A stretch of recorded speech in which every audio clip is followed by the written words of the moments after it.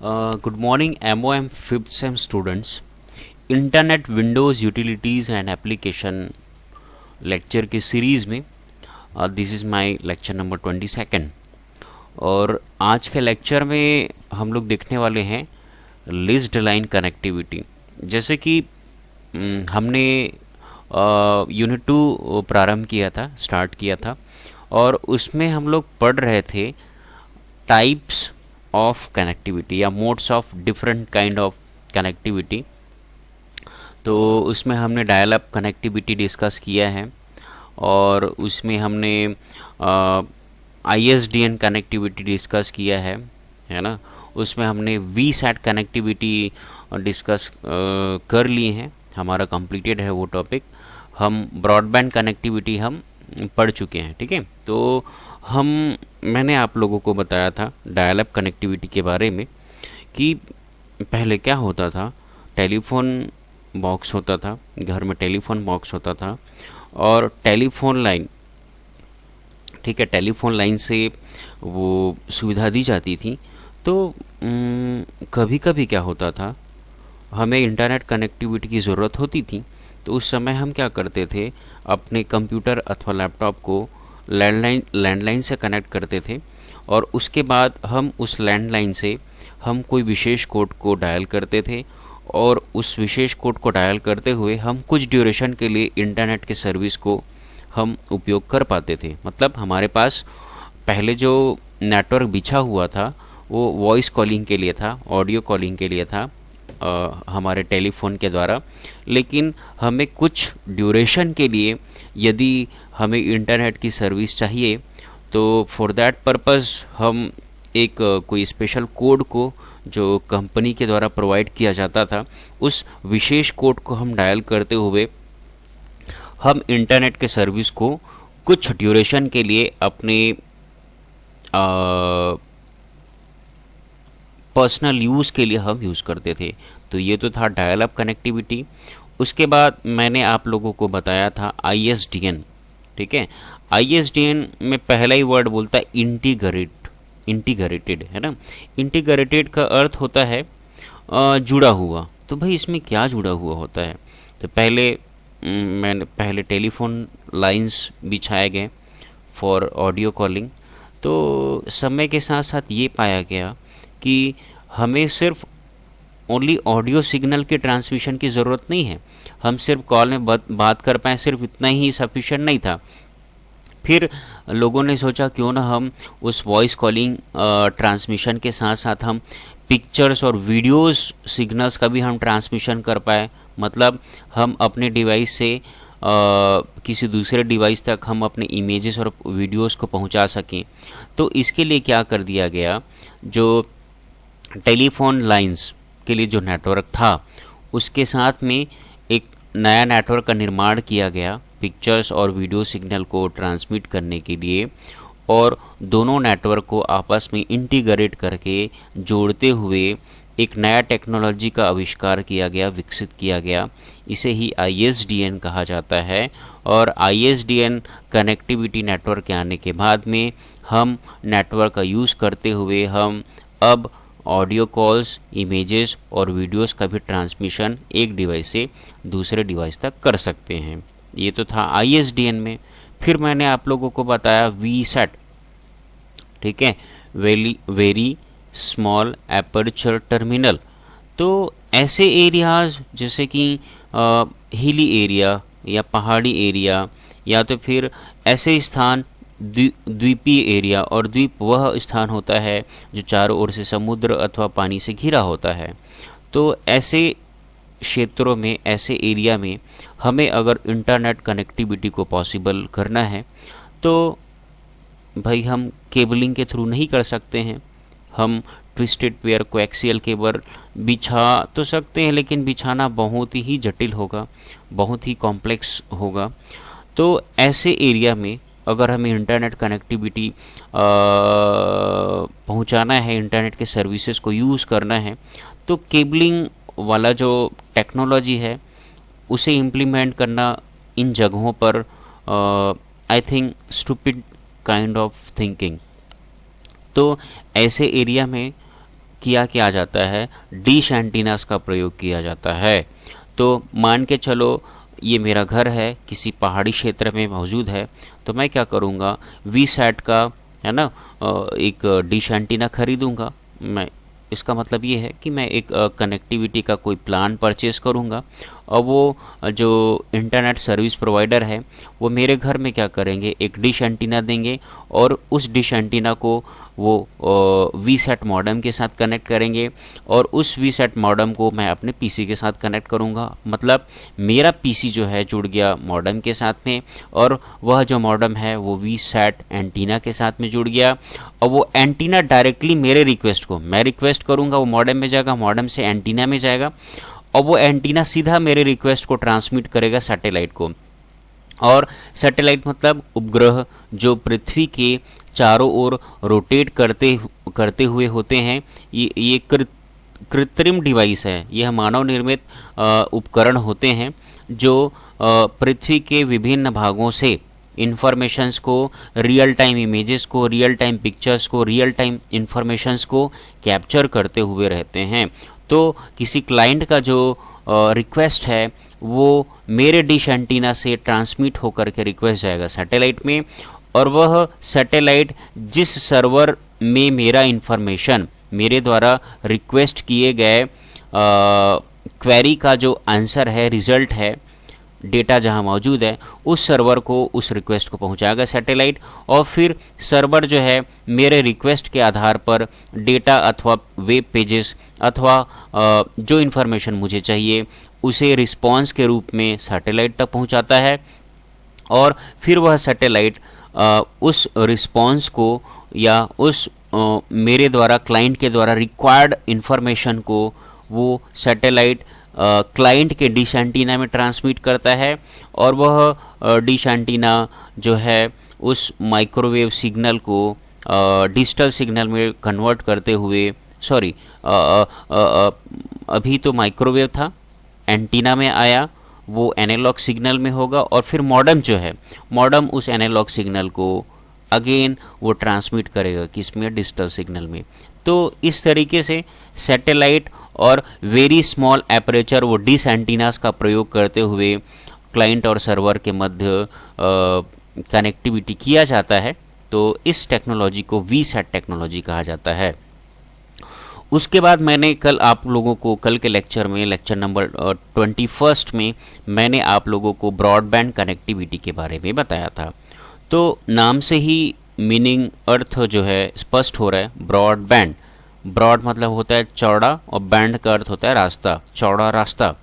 तो अर्थ यह है कि इंटरनेट कनेक्टिविटी मतलब यदि हम किसी दो डिवाइसेस को ब्रॉडबैंड चैनल के माध्यम से यदि कनेक्ट किए हैं, तो चूंकि चैनल ब्रॉड है ना, ब्रॉडबैंड, क्योंकि चैनल मतलब दो डिवाइसेस के मध्य वो जो रास्ते का निर्माण हुआ है, जो मीडियम है, जो माध्यम है, उसमें डेटा रेट जो है बहुत ज़्यादा होगी, अर्थात डेटा का जो ट्रांसमिशन है, ट्रांसफ़र रेट है, इट विल बी फास्टर। तो ब्रॉडबैंड टेक्नोलॉजी एक ऐसा टेक्नोलॉजी है जिसके माध्यम से डेटा का ट्रांसमिशन या डेटा का जो ट्रांसफ़र रेट है वो बहुत ही अत्यधिक होता है।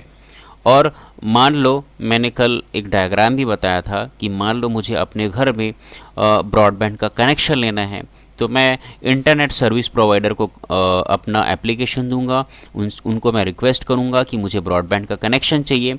वो प्लान मुझे सजेस्ट करते हैं कि 400 पर मंथ में आपको 40 Mbps स्पीड वाला कनेक्शन मिलेगा, आपको 900 रुपीज़ में आपको 100 Mbps वाला कनेक्शन मिलेगा। तो मैं अपनी नीड और स्पीड के अकॉर्डिंग वो प्लान चूज़ करता हूँ। वो क्या करते हैं, मेरे घर तक या तो कोएक्सियल केबल, या तो ट्विस्टेड पेयर, या तो फिर ऑप्टिकल फाइबर केबल को मेरे घर तक भेजते हैं, और वह ऑप्टिकल फाइबर जो है ना, इंटरनेट सर्विस प्रोवाइडर का जो पावर स्टेशन होता है वहाँ से सीधे मेरे मॉडेम में कनेक्ट कर दिया जाता है, और फिर वह मॉडेम जो है उस इंटरनेट के सिग्नल को जो एनालॉग फॉर्म में आता है, कोएक्सियल या तो ट्विस्टेड या तो ऑप्टिकल फाइबर के माध्यम से, उसको यह मॉडेम डिजिटल सिग्नल में कन्वर्ट करता है, और उसे या तो स्विच या तो हम अपने डायरेक्ट पीसी अथवा कंप्यूटर में कनेक्ट करते हैं। तो इतना 4 टॉपिक्स में सेकंड यूनिट इंटरनेट कनेक्टिविटी में मैं आप लोगों को एक्सप्लेन कर चुका हूँ। आज हम लोग देखने वाले हैं लीज्ड लाइन कनेक्टिविटी। तो ब्रॉडबैंड से हल्का सा वेरी करता है, हल्का सा अंतर है इसमें। यदि आपने ब्रॉडबैंड समझा है तो इसे बड़े आप अच्छे से समझ सकते हो। तो आज के लेक्चर में हम लोग देखने वाले हैं लीज्ड लाइन और ब्रॉडबैंड लाइन के बीच में थोड़ा सा कंपैरिजन, क्योंकि ब्रॉडबैंड जैसा है सेम वैसा ही लीज्ड लाइन होता है। और फिर हम देखेंगे कि what is leased line connectivity, आखिर में यह लीज्ड लाइन कनेक्टिविटी है क्या। फिर हम समझेंगे और थोड़े अच्छे से डिटेल में, है ना, लीज्ड लाइन कनेक्टिविटी के कंसेप्ट को। तो चलिए स्टार्ट करते हैं। तो जैसे कि ये मान लो कोई इंटरनेट सर्विस प्रोवाइडर है, एयरटेल का सपोज, और यह अपना नेटवर्क जोड़ के रखा है इंटरनेट से, इंटरनेट अर्थात पूरे दुनिया भर के नेटवर्क से। और फिर मान के चलते हैं एक ब्रॉडबैंड कनेक्शन के लिए, मान लेते हैं ये हमारा रायपुर का कटोरा तालाब एरिया है और यहाँ पर ऑप्टिकल फाइबर का 100 Mbps वाला एक ब्रॉडबैंड लाइन का इन लोग नेटवर्क बिछाए हैं। अब उस कटोरा तालाब में मान लेते हैं एक हाउस ए है, हाउस बी है, हाउस सी है, हाउस डी है। इन सभियों ने एयरटेल से ब्रॉडबैंड का कनेक्शन लिया हुआ है। और ये जो यहाँ जो नेटवर्क बिछा है, यहाँ पर जो टेलीफोन लाइन बिछा है ऑप्टिकल फाइबर टेक्नोलॉजी का प्रयोग करते हुए, उसका जो स्पीड है 100 Mbps ब्रॉडबैंड लाइन।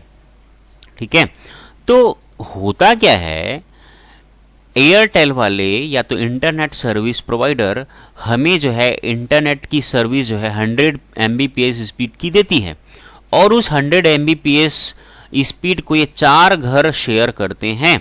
अर्थात भाई मैं यदि ऐसा बोलूं कि यहाँ पर जो मशीन होगा उसमें 100 Mbps की स्पीड से डेटा आ रहा है जा रहा है, ऐसा नहीं पॉसिबल है। क्यों? क्योंकि 100 Mbps के स्पीड को सिर्फ अकेला ये नहीं यूज़ कर रहा है, ये घर में यूज़ नहीं हो रहा है, वो तो हाउस ए, हाउस बी, हाउस सी, हाउस डी, चारों घर के द्वारा शेयर हो रहा है। तो इस तरीके से डेटा की शेयरिंग होती है, या इंटरनेट का जो सिग्नल आ रहा है उसकी शेयरिंग होती है किसी ब्रॉडबैंड कनेक्शन में।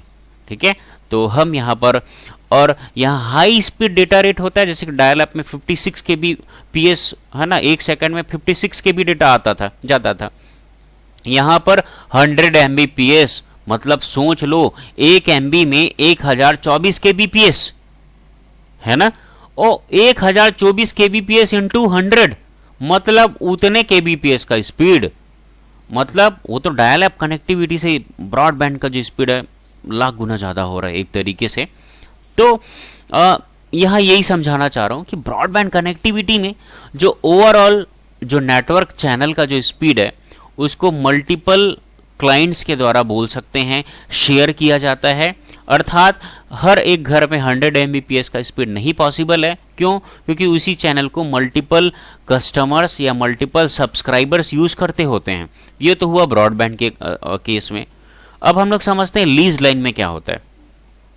तो ये तो इंटरनेट सर्विस प्रोवाइडर ये ब्रॉडबैंड कनेक्टिविटी को 4 हाउसेज यूज़ कर रहे हैं, बट लीज लाइन एक ऐसा लाइन है, यह एक प्रकार का एग्रीमेंट होता है। मान लेते हैं ये गवर्नमेंट गर्ल्स पॉलिटेक्निक रायपुर है, ठीक है यार। अब उस कॉलेज में अगर मैं ये वाला लाइन लूँगा, सिंपल ब्रॉडबैंड का कनेक्शन लूँगा, तो सोच सकते हैं पूरा सिटी वाले तो अलग यूज़ कर रहे हैं और उसी लाइन को यूज़ करेंगे ये गवर्नमेंट गर्ल्स पॉलिटेक्निक वाले लोग, तो स्पीड कितना कम होगा। और जबकि उतने बड़े संस्था में हमें इंटरनेट कनेक्टिविटी जो है वो जो स्पीड है वो हमें हाई स्पीड चाहिए। तो एक डेडिकेटेड लाइन परचेज करना चाहेगी यहाँ पर GGPR government girls polytechnic Raipur, तो वो एक ऐसा रास्ता या तो फिर ऐसा नेटवर्क या तो एक ऐसा चैनल खरीदेगी किससे, एयरटेल वालों से या BSNL वालों से या जियो से, जिनसे भी लेना है, मतलब इंटरनेट सर्विस प्रोवाइडर से। तो वो जो केबल है वो सीधे इंटरनेट सर्विस प्रोवाइडर के पावर हाउस से, पावर स्टेशन से सीधे वो लाइन कहाँ जाएगी, गवर्नमेंट गर्ल्स पॉलिटेक्निक रायपुर में। और इस बीच में यहाँ पर जो स्पीड है 100 Mbps का, उसको और कोई दूसरे सब्सक्राइबर या दूसरे क्लाइंट शेयर नहीं करेंगे। मतलब ये जो लाइन है टोटली डेडिकेटेड होगा किसके लिए? सिर्फ गवर्नमेंट गर्ल्स पॉलिटेक्निक रायपुर के लिए। तो यहाँ पर हमेशा जो डेटा रेट होगा या डेटा का जो ट्रांसमिशन रेट होगा वो ऑलवेज फास्टर रहेगा, वो ऑलवेज डेडिकेटेड है चूंकि ओनली गवर्नमेंट गर्ल्स पॉलिटेक्निक के लिए। तो वहाँ पर जो डाउनलोडिंग अपलोडिंग जो स्पीड है वो ऑलवेज फास्टर रहेगा, ऑलवेज इक्वल रहेगा, है ना। यदि 100 Mbps के स्पीड से मान के चलो डाउनलोडिंग रेट है तो 100 Mbps के स्पीड से अपलोडिंग डेटा रेट भी होगा। तो एक डेडिकेटेड लाइन होता है, कौन सा? लिस्ड लाइन। और यह एक प्रकार का एग्रीमेंट होता है किसके किसके मध्य?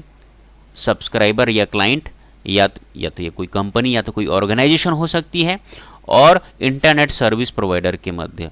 यदि 100 Mbps का स्पीड यदि इनने प्रॉमिस किया है कि 100 Mbps आपको स्पीड दिया जाएगा, तो इस स्पीड को ये जो है चेंज नहीं कर सकते, ये बाध्य है ना। लीगली कानूनी तौर पर ये बाध्य है कि ये उनको 100 Mbps स्पीड ही देंगे और इस चैनल को, इस रास्ते को कोई भी यूज किसी और को ये अलॉट नहीं कर सकते हैं इंटरनेट सर्विस प्रोवाइडर। तो ये तो था। तो इसको ना सिमेट्रिक नेटवर्क बोलते हैं। क्यों? Symmetric data transfer. क्यों? क्योंकि डेडिकेटेड है, ये एक डेडिकेटेड लाइन है, एक ही लाइन है। इंटरनेट सर्विस प्रोवाइडर और उस पर्टिकुलर ऑर्गेनाइजेशन के बीच में और दूसरे क्लाइंट या दूसरे सब्सक्राइबर नहीं होंगे। इसका अर्थ ये है डाउनलोडिंग स्पीड भी सेम और अपलोडिंग स्पीड भी सेम। तो इसीलिए इसको यहाँ पर ऐसा बोला जाता है कि लिस्ड लाइन में सिमेट्रिक डेटा का ट्रांसफ़र होता है और ये असिमेट्रिक है, ये सिमेट्रिक नहीं होता है। क्यों? क्योंकि यहाँ जो चैनल है, यहाँ जो पाथ है, उसको सेवरल सब्सक्राइबर अथवा सेवरल क्लाइंट शेयर करते हैं, जिस वजह से डाउनलोडिंग और जो अपलोडिंग स्पीड है वो वेरी करता है, वो अलग अलग होता है। तो इसको असिमेट्रिक डेटा ट्रांसफ़र नेटवर्क बोलते हैं। तो ये तो था, हमने अंतर समझा, ब्रॉडबैंड क्या होता है, लिस्ड लाइन कनेक्टिविटी क्या होता है। अब हम देखते हैं एक्चुअली क्या होता है और कहाँ पर ये लिस्ड लाइन कनेक्टिविटी यूज़ किया जाता है। तो भाई मान लेते हैं ये दिल्ली में किसी ऑर्गेनाइजेशन का ऑफिस है और उसी ऑर्गेनाइजेशन का एक और ऑफिस है, कहाँ पर? मुंबई में। तो ये ऑर्गेनाइजेशन चाहेगी कि मेरे दोनों जगह के जो मशीन्स हैं, डिवाइसेस हैं, आपस में कनेक्ट रहें। तो ये ऑर्गेनाइजेशन वाले क्या करेंगे? ये इंटरनेट सर्विस प्रोवाइडर से एक ऐसा लाइन परचेज करेंगे जो डेडिकेटेड और जो सिर्फ और सिर्फ ये दोनों ब्रांचेस को कनेक्ट करे, एक दिल्ली के ब्रांच को और एक मुंबई के ब्रांच को। तो यहाँ पर ये इंटरनेट सर्विस प्रोवाइडर क्या करेगी? एक ऐसा चैनल या एक ऐसा पाथ या एक ऐसा मीडियम प्रोवाइड करेगी जो सिर्फ और सिर्फ यूज़ किया जाएगा दिल्ली और मुंबई के मध्य स्थापित या बने ऑफिसेस के मध्य। ठीक है। और होगा क्या? हमें तो पता है नेटवर्क होता है भाई, है ना। ये दोनों ब्रांचेस को यदि कनेक्ट करना है तो यहाँ नेटवर्क होगा। तो ये पावर स्टेशन है दिल्ली इंटरनेट सर्विस प्रोवाइडर का ऑफिस, जो एक सीधा स्ट्रेट केबल बिछाएगी इस दिल्ली के ऑफिस के लिए। और यहाँ पर एक मुंबई का एक इंटरनेट सर्विस प्रोवाइडर का ऑफिस है, मतलब ये समझ सकते हैं ये दोनों जो है ना एयरटेल वालों का ऑफिस है एग्जाम्पल के तौर पर, जो सीधा स्ट्रेट केबल बिछाएगी, डेडिकेटेड केबल सीधे मुंबई के ऑफिस के लिए। तो अतः चूंकि ये लाइन को और कोई दूसरे क्लाइंट या सब्सक्राइबर यूज़ नहीं कर सकते हैं, ऐसा एग्रीमेंट होता है लिस्ड लाइन कनेक्टिविटी में। इस वजह से ये दोनों जो ब्रांचेस हैं वो दोनों जो हैं एक ऐसे चैनल से कनेक्टेड रहेंगे जहाँ पर डेटा ट्रांसमिशन रेट जो है ऑलवेज हायर रहेगा और इसमें वो इंटरनेट के सर्विसेज, ऑडियो कॉलिंग की सर्विसेज, वो सारे अच्छे से सुगमता से और बड़े सुविधापूर्ण तरीके से उपयोग में ले पाएंगे। तो अ लिस्ड लाइन इज़ अ डेडिकेटेड का अर्थ ये हो गया ये जो चैनल है सिर्फ इन दोनों हेडक्वार्टर्स के मध्य ही यूज़ किया जाएगा, उसको और कोई थर्ड क्लाइंट अथवा सब्सक्राइबर उस चैनल को नहीं अलॉट किया जाएगा। Fixed bandwidth connectivity. Fixed bandwidth connectivity का अर्थ ये है यदि 100 Mbps का डेटा स्पीड रेट है, यहाँ पर डेटा ट्रांसफ़र रेट है, तो वो स्पीड कांस्टेंट रहेगा, फिक्स्ड रहेगा, ऑलवेज फास्टर रहेगा। Which is use to generally connect और link to location corporate offices together. और इस लीज्ड लाइन कनेक्टिविटी की सहायता से जो दो कॉरपोरेट ऑफिस होते हैं, जो बिजनेस से रिलेटेड या तो फिर जो व्यावसायिक ऑफिसेज होते हैं, जो डिफरेंट डिफरेंट लोकेशंस पर सिचुएटेड होते हैं, उन्हें आपस में इंटर कनेक्ट करने के लिए उपयोग में इस लीज्ड लाइन कनेक्टिविटी का प्रयोग किया जाता है। आगे देखते हैं, वही है, अब देखते हैं बेसिक कंसेप्ट ऑफ उसके फीचर्स को मैंने इसमें एक्सप्लेन करने की कोशिश किया है। It is fixed bandwidth connectivity mode, मतलब एक ऐसा कनेक्टिविटी का मोड होता है लीज्ड लाइन कनेक्टिविटी जिसमें बैंडविड्थ जो है, डेटा का जो ट्रांसमिशन रेट जो है वो फिक्स्ड होता है, मतलब फास्टर ही होता है। अगर कंपनी से हमने परचेज किया है 100 Mbps स्पीड वाला लीज्ड लाइन कनेक्शन, तो वो ऑलवेज उसका स्पीड जो है 100 Mbps ही होगा। It is symmetric data connection, symmetric data connection क्योंकि डेडिकेटेड लाइन होता है तो डाउनलोडिंग और अपलोडिंग स्पीड जो है ऑलवेज सेम रहेगा, फास्टर ही रहेगा। और ये लीज्ड लाइन कनेक्टिविटी क्या करता है, link PCs and servers in different corporate offices. मैंने हो सकता है ये इधर की पीसी इधर के सर्वर से कनेक्टेड हो, इधर के पीसी इधर के सर्वर से कनेक्टेड हो। तो लीज्ड लाइन कनेक्टिविटी जो है ना, जो डिफरेंट कॉर्पोरेटेड ऑफिस के जो पीसीज होते हैं, मशीन्स होते हैं, नेटवर्किंग डिवाइसेस होते हैं, उनको एक दूसरे के सर्वर से लिंक करते हैं। कैरी फ़ोन कॉल्स, इसमें सिर्फ हम इंटरनेट की सर्विसेज ही नहीं यूज़ करते हैं, इसमें हम कई प्रकार के फाइल्स को शेयर कर सकते हैं, ट्रांसफ़र कर सकते हैं, audio file, image file, video file, internet के सारे फीचर्स और एप्लीकेशंस। साथ ही साथ इस नेटवर्क का यूज़ करते हुए हम फ़ोन कॉलिंग भी कर सकते हैं, है ना, वॉइस सिग्नल्स का भी ट्रांसमिशन कर सकते हैं। ठीक है, तो थैंक यू वेरी मच। आज ये यूनिट 2 का हमारा आखिरी टॉपिक था और टोटली हमारा यूनिट 1 और यूनिट 2 दोनों के दोनों कंप्लीटेड हैं। और बड़े अच्छे से पूरे टॉपिक्स को आप समझिए, पढ़िए और बाकायदा एक एक दिन का नोट्स बनाते चलिए। वो और हिंदी मीडियम वाले हिंदी में नोट्स बनाएं, इंग्लिश मीडियम वाले इंग्लिश में नोट्स बनाएं। मैंने इन टॉपिक्स में भाई मैं उतना पीपीटी या तो वीडियो लेक्चर ऐसा होता है जिसमें मैं पॉइंट्स को मैं शॉर्ट में डिनोट किया हूँ, बट इनका जो एक्सप्लेनेशन है मैंने आपको एक्सप्लेन किया है। तो वो आप जो नोट्स जब बनाएंगे आप, तो बाकायदा उसमें एक्सप्लेनेशन के साथ में नोट्स बनाएंगे। So thank you very much. अगर कोई भी डाउट होगी यूनिट 1 यूनिट 2 में, this is my mobile number, भाई आप कॉल करें, मैसेज करें। आपको जिस माध्यम से जिसमें आपको सुविधा जाता है वो आप अपने तरीके से यूज़ करें और मेरा उपयोग लें, मेरा हेल्प लीजिए आप किसी टॉपिक को समझने में, और बड़े अच्छे से पढ़िए। Thank you very much.